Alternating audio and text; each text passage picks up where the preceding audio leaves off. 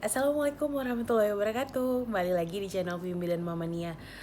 Maaf sekali bunda, memang sangat lama udah gak buat video, hampir 3 bulan lebih.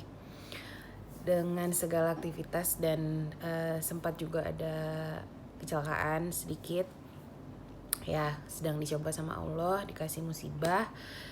Terus sekarang baru bisa bikin lagi ya, baru bisa sharing lagi sama bunda. Semoga bunda dalam keadaan sehat, masih tetap dalam keadaan pandemi tapi tetap semangat, sehat, dan adaptasi kebiasaan baru dengan baik dan benar. Oke?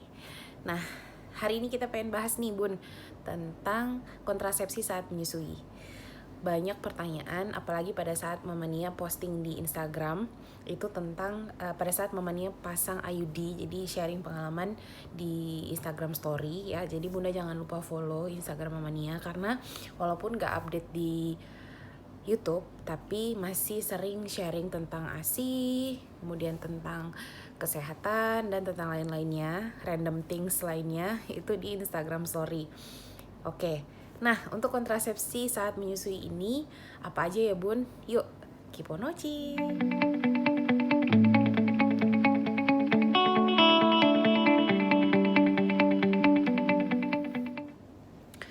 Oke bunda, untuk kontrasepsi saat menyusui yang Mamania sudah pelajari selama ini itu ada 7 ya.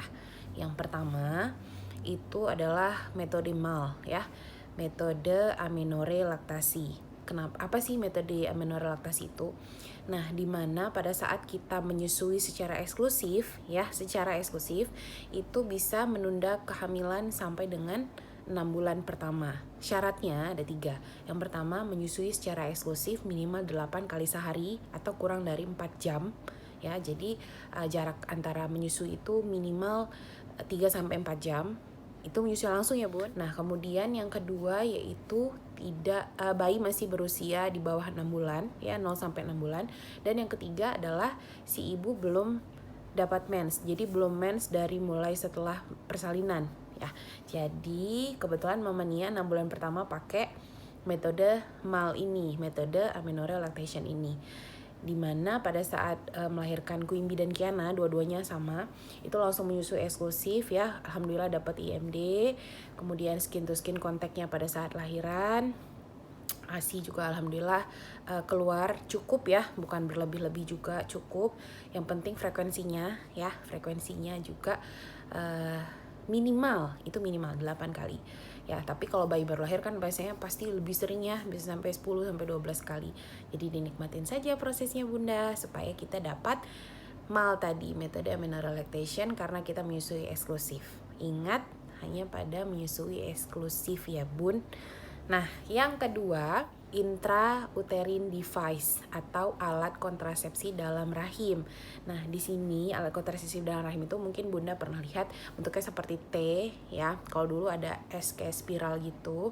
Kalau sekarang T, dia itu bentuknya seperti plastik gitu, tapi sudah medical grade, sudah aman, sudah standar ya. Dilapisin sama kawat kayak lilitan gitu. Fungsinya juga dia selain menahan sperma masuk ya, bertemu dengan telur, dia juga ada respon seperti peradangan lokal, sehingga spermanya juga ikutan mati karena ada proses peradangan tadi. Nah, dibalik itu semua, AKDR ini atau IUD ini adalah salah satu yang paling favorit untuk ibu menyusui. Kenapa? Karena dia tidak mengganggu hormon dan tidak mengganggu proses menyusui. Dia juga ya bisa tahan sampai 10 tahun bunda.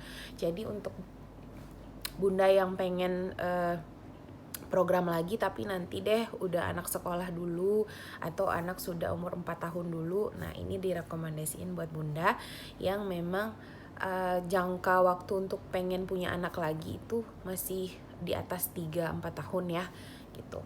Dan pemasangannya memang paling baik itu segera setelah persalinan sesar, atau persalinan normal juga bisa, itu sampai kalau di referensi itu sekitar 10 menit sampai 48 jam pasca persalinan. Nah, setelah itu tidak direkomendasikan, jadi batasnya tuh kurang dari 2 hari. Kemudian kalau misalnya udah lebih dari 2 hari, kapan nih bagusnya?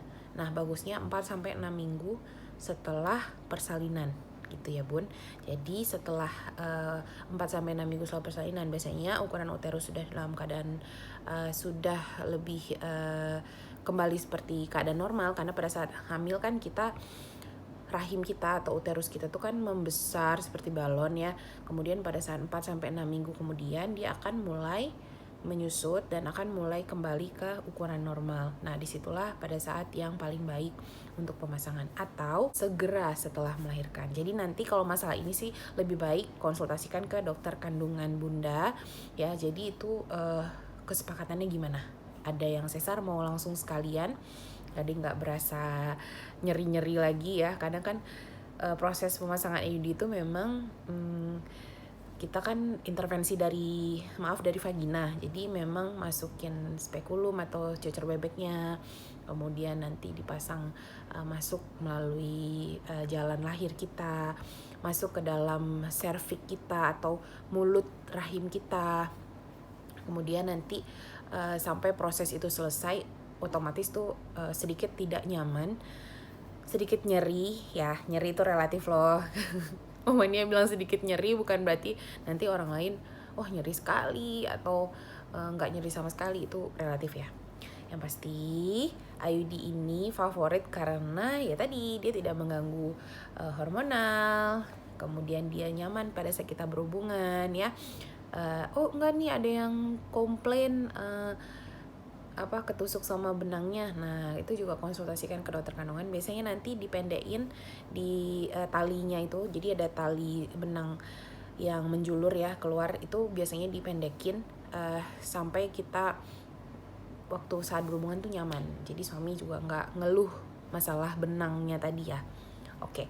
Yang ketiga ada pil progestin atau pil KB ya. Pil KB itu ya, kalau IUD tadi efektivitasnya bisa sampai 99%, kalau pil KB ini juga sama, cuman kita harus minum setiap hari. Nah, masalahnya kita teratur nggak minumnya ya kan. Minum setiap hari mini pil itu, kemudian nggak boleh telat, nggak boleh lupa ya, karena kalau misalnya kita lupa ya bisa kembali subur lagi gitu lebih cepat. Dan dia ya seperti hormonal lainnya, bisa mempengaruhi dari berat badan, kemudian bisa pengaruh jerawat dan lain-lainnya ya. Jadi dan hormon-hormon itu sendiri kan juga ada kontraindikasinya, misalnya kayak ibu-ibu yang mengalami kanker payudara atau pernah mengalami kanker, itu biasanya kontraindikasi atau tidak direkomendasikan memakai kontrasepsi base hormon ya. Jadi yang semua yang kontrasepsi hormon tuh dihindari pada ibu-ibu yang pernah mengalami kanker payudara. Nah, ada lagi KB suntik, kontrasepsi yang suntik 3 bulan ya Bun, pasti paling sering nih depo ya. Jadi 3 bulan sekali suntik, 3 bulan sekali suntik. Itu juga gak ada masalah, itu juga gak mempengaruhi menyusui. Pada beberapa orang memang ada yang konsul, kok asinya jadi sedikit ya gitu. Nah, bisa jadi karena KB-nya atau bisa jadi karena suntikan kontrasepsinya, atau memang faktor lain seperti stres dan lain-lainnya. Nah, itu harus dikonsultasikan juga. Kalau KB suntik atau kontrasepsi suntik itu yang 3 bulan sekali, gimana ya? Ya kalau Bunda nyaman disuntik 3 bulan sekali ya, itu gak ada masalah. Balik lagi, kalau yang hormon pasti ada efek hormonalnya, seperti mood swing ya, mood swing, kemudian jerawat, masalah berat badan dan lain-lainnya. Semua pilihan kontrasepsi itu yang pertama kali ada di Bunda dan di suami ya. Jangan lupa libatkan suami setiap mau memutuskan untuk pakai kontrasepsi ya, karena nanti jangan sampai kita disalahin, loh kamu kok gini sih sekarang gendutan ya nih karena suntik KB nih 3 bulan sekali atau gara-gara minum pil KB nih. Ya kalau misalnya diomongin dari awal kan sama-sama enak ya, sama-sama kesepakatan bersama, karena bikinnya berdua, kata Ayah sih bikinnya berdua, ngurusnya juga berdua, semua loh, nggak ngurus anak aja, ngurus masalah kontrasepsi juga harus berdua ya kan. Oke, lanjut lagi, tadi kita udah bahas tentang MAL atau metode amenorrhea lactation, yang kedua kita udah bahas IUD ya. Ini favorit Mamania nih yang sekarang udah dipakai. Kalau mau lihat bisa di highlight Insta story proses dari IUD Mamania dan detail IUD itu sendiri, itu Mamania share di situ.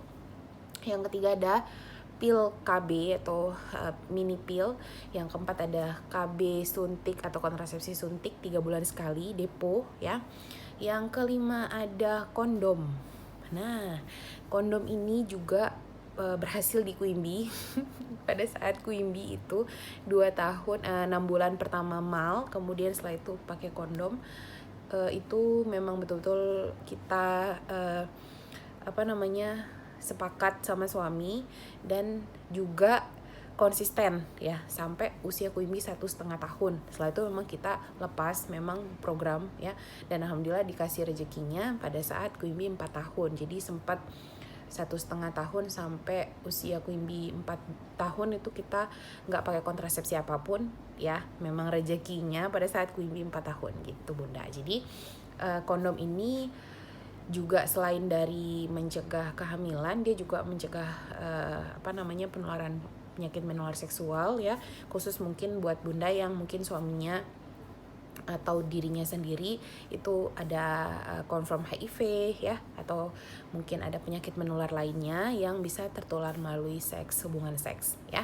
Jadi itu juga bisa salah satu jadi pilihan kontrasepsi yang tepat untuk pasangan yang memiliki penyakit menular seksual ya.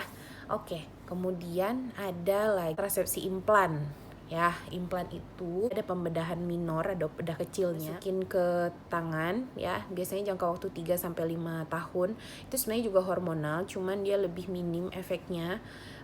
Terus dia juga slow release ya. Jadi selama 3-5 tahun dia tertanam di lengan kita. Jadi semua efek-efek hormon tadi itu pasti ada.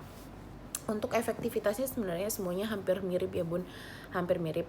Cuman kalau IUD itu bisa dipastikan sampai 99,4%, itu yang Mamania pernah baca gitu. Nah itu tadi, udah berapa tuh? Udah 5 ya? Udah 6. Nah yang terakhir ada kontrasepsi mantap. Kontrasepsi mantap itu adalah seperti kalau perempuan tubektomi. Tubektomi itu pemotongan saluran ke indung telur atau pemasangan cincin supaya tidak terjadi pembuahan. Jadi di saluran telur kita tuh itu diikat atau dipotong ya oleh dokter kandungan, itu melalui pembedahan. Biasanya kalau kita udah pasti nggak mau lagi punya anak, stop, misalnya udah 3 kali 4 kali sesar atau sudah punya anak 5 pokoknya sudah kesepakatan suami dan istri untuk tidak memiliki anak lagi, terus mau kontrasepsi mantap ya, yaitu dengan cara tubektomi. Nah yang kedua ada vasektomi, itu buat si bapak-bapaknya itu diputus aliran spermanya ya. Nanti kalau masalah itu lebih spesialistik boleh konsul langsung ke dokter kandungan atau spesialis obgyn untuk gimana sih prosesnya, apa sih efeknya, apa sih jangka panjangnya seperti apa, itu langsung konsultasikan ke dokter kandungan. Oke? Nah itu dia pilihan-pilihan kontrasepsi pada saat kita menyusui. Tadi udah semua ya, coba kita ulangi. MAL, IUD, terus ada mini pill, ada KB suntik 3 bulan, ada implan, ada kondom, dan kontrasepsi mantap 7 ya.